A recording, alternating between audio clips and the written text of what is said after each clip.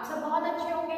तो बेटा हम पढ़ रहे थे चैप्टर 16 बूढ़ी काकी, और बूढ़ी काकी में हमने कहाँ तक पढ़ लिया था? पेज नंबर 129 पे हमने पढ़ लिया था, थर्ड पैराग्राफ तक पढ़ लिया था कि जब बूढ़ी काकी को बेचारी को जब उसके भतीजे ने और भतीजे की बहू ने मार पीट करके कोठरी में बंद कर दिया था खाना मांगने पर, तो लाडली बेटी उनके लिए गुड़िया का जो पिटारा था, गुड़िया की जो टोकरी थी उसमें अपनी पाती की गुड़िया ला करके रख देती है। और जब गुड़िया खाना खा रही होती है तो उसका पेट नहीं भरता है और वो क्या कहती है कि जाओ लाडली बेटी अपनी अम्मा से और गुड़िया मांग करके लाओ। अब हम इससे आगे पढ़ेंगे।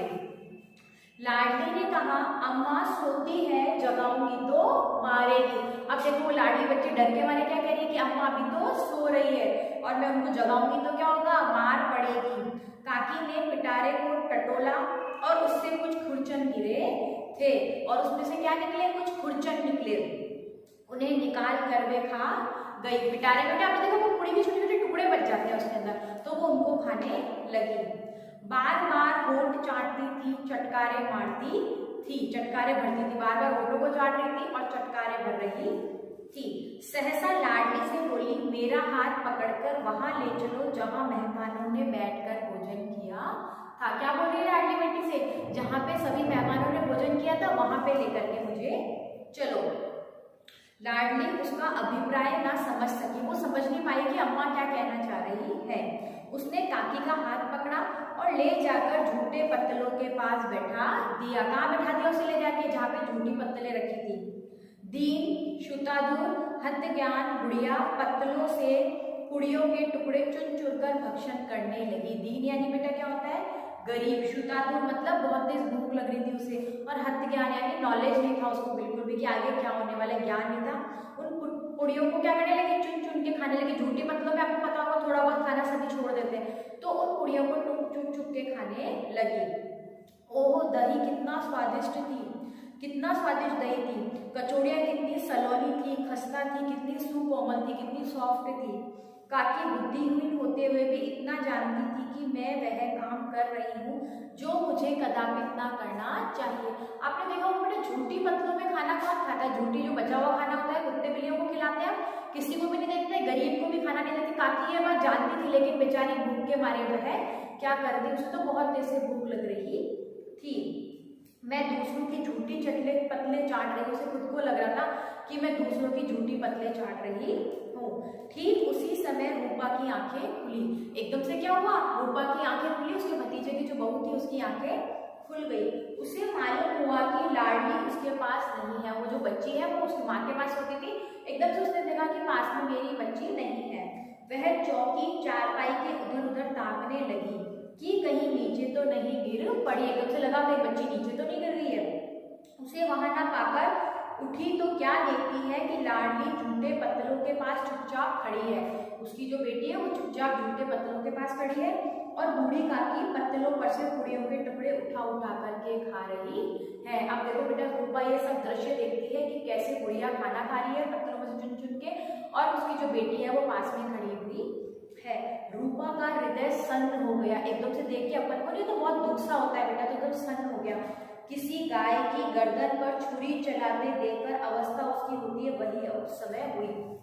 आपके सामने कोई गाय के ऊपर जैसे छुरी का मतलब ना चक्कू से अगर उसकी गर्दन काटे तो आपका दिल क्या होगा? एकदम से सहम जाएगा कि मेरे सामने कैसी हरकतें हो रही है ना, कैसे इस बेचारी को गाय को काटा जा रहा है। उसी तरह से गुड़िया को जब उसने ढेर में से कचरे के ढेर में से खाना खाते हुए देखा तो उसकी हालत भी वैसी ही हो गई थी। एक ब्राह्मणी दूसरों की झूठी पत्तलें टटोलकर इससे अधिक शोकमय दृश्य असंभव था। वो क्या कह रही? एक ब्राह्मण बेचारी, ब्राह्मण इसलिए आपने देखा होगा ब्राह्मण बहुत साफ सुथरे रहते हैं, वो झूठे तक को हाथ नहीं लगाते हैं, और बेचारी उसकी ये हालत हो रही है कि वो दूसरों की पत्तलों से झूठा उठा के खा रही है। इससे ज्यादा बुरा और कुछ भी नहीं हो सकता है। कुड़ियों के कुछ ग्रासों के लिए उसकी चचेरी सास ऐसा पतित और निकृष्ट कर्म कर रही है। क्या बोल रही है वो? कुड़ी के कुछ ग्रासों के लिए मतलब घास के लिए उसकी काकी सास ऐसी हरकतें कर रही है, निकृष्ट काम कर रही है ऐसा। यह वह दृश्य था जिसे देखकर देखने वालों के हृदय कांप उठते थे। यह तो ऐसा दृश्य है जिसे देखकर जो भी देखेगा उसका हृदय कांप उठता था। ऐसा प्रतीत होता मानो जमीन रुक गई हो, आसमान चक्कर खा रहा हो। ऐसा लग रहा था उसे जैसे कि जमीन तो रुक गई हो और आसमान चक्कर खा रहा हो, संसार पर कोई आपत्ति आने वाली है। रूपा को क्रोध ना आया, उस टाइम पे रूपा को गुस्सा बिल्कुल भी नहीं आया।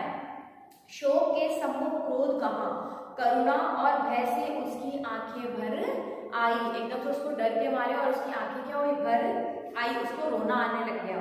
इस अधर्म के पाप का भागी कौन है?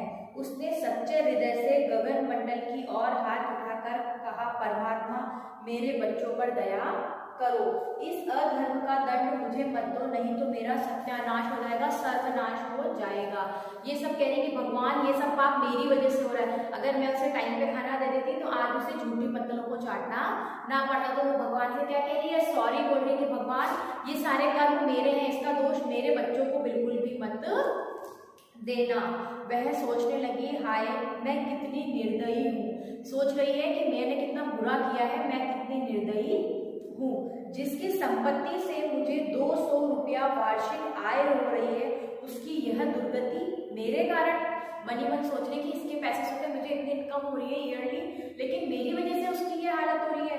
हे दयामय भगवान, मुझे बड़ी भारी चूक हुई है, मुझे क्षमा करो। सॉरी बोल रही हूँ भगवान से कि भगवान प्लीज मुझे माफ कर दो। आज मेरे बेटे का तिलक था, आज मेरे बेटे का तिलक था। सैकड़ों मनुष्यों ने भोजन पाया, हजारों लोगों को उसने खाना खिलाया था। आपको पता होगा बेटा शादी पार्टी में कितने लोग आते थे, उसके वहां पे भी सैकड़ों लोग आए थे। अपने नाम के लिए सैकड़ों रुपए व्यय कर दिए, परंतु उसकी बदौलत 1000 रुपए पाए। उसे इस उत्सव में भी भरपेट भोजन ना दे पाई। मनी मन सोच रही है कि मैंने कॉलोनी वालों को, मोहल्ले वालों को, हजारों लोगों को खाना खिलाया अपनी शान के लिए, अपने नाम के लिए, लेकिन मैं सिर्फ एक गुड़िया को खाना ना दे पाई। रूपा ने दिया जलाया, दीपक लिया उसने और अपने भंडार का द्वार खोला। भंडार गृह जो था, स्टोर रूम था उसका, जहाँ पे सारा खाना उन्होंने इकट्ठा किया था, उसका गेट खोला और एक थाली में संपूर्ण सामग्री लगाकर हाथ में लिए बुढ़िया काकी की ओर चल दी। एक थाली ली, उसमें जो भी चीजें बनी थी, कचौड़ी, पूड़ी, सब्जी, दही, वो सब रख करके कहाँ लेके जा रही है, वो बुढ़िया काकी की ओर लेकर के जा रही है। आधी रात हो चुकी थी, आधी रात जा चुकी थी, मतलब लगभग 2 बज गए थे, 1-2 बज चुके थे। आकाश पर तारों के थाल सजे हुए थे। तारे के थाल मतलब तारे अच्छे से दिखाई दे रहे थे। बूढ़ी काकी को अपने सम्मुख थाल देखकर बहुत सुख प्राप्त हुआ। देखो बेटा फोटो में भी दिखाई दे रहा है ना आपको कि थाल लेके आई है उसकी बहू, और बूढ़ी काकी झूठी पत्थरों के पास बैठी है, लाडली बिटिया वहां पे खड़ी हुई है, तो उसको बहुत खुशी हुई वो थाल देखकर। रूपा ने कंठावृत स्वर में कहा। कंठावृत का स्वर का मतलब ये होता है बेटा कि अपने रोते रोते कई बार बोलते हैं, तो गले में हमें रोना अटका हुआ अगर हम बोलते रहते हैं, तो स्वर में कहा, काकी उठो भोजन कर लो। क्या बोलते हैं, काकी उठो भोजन कर लो, मुझसे आज बड़ी भूल हुई, उसका बुरा ना मानना। मुझसे काकी बहुत बड़ी भूल हो गई, लेकिन आप इस बात का बुरा ना मानना। परमात्मा से प्रार्थना कर दो कि वह मेरा अपराध क्षमा कर दे। आगे क्या बोल रही है, भगवान से प्रेयर करो कि मेरी प्रार्थना को, मेरे को अपराध को क्षमा कर दे। भोले भाले बच्चों की भांति जो मिठाइयाँ पाकर मार एर तिरस्कार सब भूल जाते हैं, बूढ़ी काकी वैसे ही सब भुलाकर बैठी हुई खाना खा रही थी। आपने देखा कि छोटा बच्चा होता है बेटा, उससे चाहे कितना ही डांट ले, कितना ही मारे, लेकिन वो 10 मिनट बाद ही वो सारी बातें भूल जाता है। अगर आप उसको चॉकलेट दोगे तो वो खुश होकर वो चॉकलेट खाने लग जाएगा, लेकिन वो याद नहीं रखता कि इससे पहले मुझे इसने मारा था, मम्मा ने, पापा ने, दादा ने, दादी ने मुझे डांटा था। वैसे ही बुढ़िया ने भी क्या किया, सब चीजें भूल गई वो कि इससे पहले रूपा ने मुझे कितनी गालियां सुनाई थी, मेरे भतीजे ने मुझे कितनी तेज से मारा था, वो सब बातें वह भूल गई और खाना खाने लग गई। उनके एक एक रोए से सच्ची सदिच्छाएं निकल रही थी। एक एक रोए से मतलब जैसे जैसे वो खा रही थी उसकी सदिच्छाएं निकल रही थी। रूपा इस स्वर्गीय दृश्य का आनंद लेने में निमग्न थी। स्वर्गीय दृश्य उसे बहुत अच्छा लगा कि बुढ़िया काकी खाना खा रही है और उसे बहुत ही अच्छा फील हो रहा था। ठीक है बेटा, तो इस चैप्टर से हमें यह शिक्षा मिलती है कि हमारे घर में जितने भी व्रत होते हैं बेटा, हमें उनकी इच्छाओं को भी ध्यान में रखना चाहिए। आपके भी घर में बड़े होते हैं तो आप सबसे पहले खाना खाने से पहले अपने दादा दादी से पूछना चाहिए कि आपने खाना खाया नहीं चाहिए, आपको किसी चीज की नीड तो नहीं है, आपको उनकी जरूरतों का भी ध्यान में रखना चाहिए। आज की जनरेशन क्या होती है, सिर्फ अपने आप से मतलब रखती है, बड़े को बिल्कुल भी ध्यान नहीं रखती है। लेकिन हमें इस चीज को ध्यान में रखना है, अगर हमारे मम्मी पापा भी उनके साथ कुछ गलत कर रहे हैं तो हमें उन्हें भी समझाना चाहिए कि आप भी उनके साथ अच्छा व्यवहार करो। ठीक है बेटा, आगे देखिए आपका लेखक परिचय में हिंदी के प्रसिद्ध लेखक, कहानीकार, उपन्यासकार मुंशी प्रेमचंद का जन्म 31 जुलाई 1880 को बनारस के लम्ही नामक गांव में हुआ था। जो इसके लेखक है कौन है? मुंशी प्रेमचंद है, जो कि बहुत ही फेमस राइटर है बेटा हिंदी के। उनका वास्तविक नाम धनपत राय था। उनकी 300 से अधिक महत्वपूर्ण कहानियां मानसरोवर कक्षा 1 से 8 तक में संग्रहित है, बनी हुई है। उसमें गोदान, गबन, सेवा सदन, प्रेमाश्रम, रंगभूमि आदि उनके प्रसिद्ध उपन्यास है। और इनका निधन कब हुआ बेटा? जन्म तो इनका 31 जुलाई 1880 में हुआ था और इनकी मृत्यु 8 अक्टूबर 1936 में हुई थी। तो ये लेखक का परिचय है, मुंशी प्रेमचंद का परिचय है। एक बार हम इसके शब्दार्थ दोबारा मैं आपको बुक में रिवाइज करवा देती हूँ। सबसे पहला था आपका प्रतिकूल। प्रतिकूल यानी क्या होता है? विरुद्ध, किसी के विरुद्ध होना। ठीक है। नेक्स्ट था आपका तरुण। तरुण यानी युवावस्था, युवा जो होते हैं, यंग जिसे हम कहते हैं। ठीक है। सब्जुबान यानी झूठे सपने, ये हमने पहले ही पढ़ा था, सब्जुबान झूठे सपने। तृष्णा यानी प्यास, आश्वासन, किसी को तसल्ली देना। आर्तनाद, दुख भरी चीख। अनुराग यानी प्रेम, प्यार। रक्षागार, रक्षा, सुरक्षा। ठीक है। सुरक्षा के लिए ज्ञान, सुरक्षा के लिए स्थान। लोलुपता यानी लालचीपन। प्रतिष्ठा यानी इज्जत। क्षुधावर्धक यानी भूख बढ़ाने वाली। भूख उठना, दर्द उठना या फिर पीड़ा होना। उद्विग्न यानी परेशान होना। कोठे यानी कोठरी, कोठरी में बंद थी ना वो, कोठरी में, अंधेरी कोठरी में बंद थी। विलंब यानी देरी।